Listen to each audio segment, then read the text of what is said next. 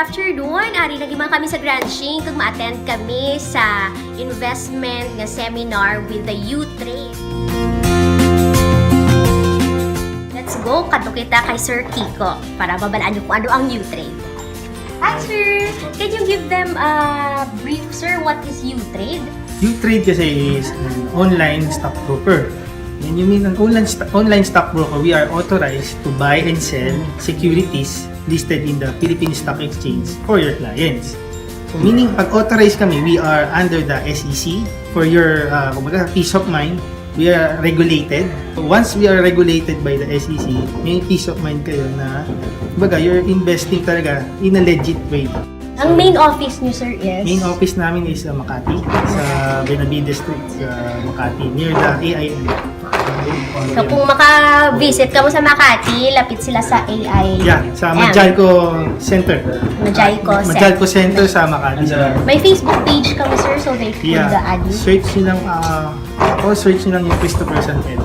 Christopher San Pedro. Advice. Well, my advice really is whatever income you have, I would suggest that you would set aside maybe 10%, put it in financial investment, no?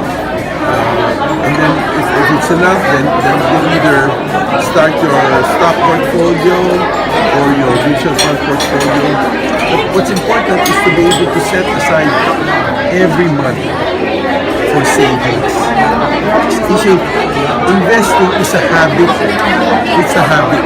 It is not a one-time thing. It's not a flavor of the month. It is not a season. It's a habit.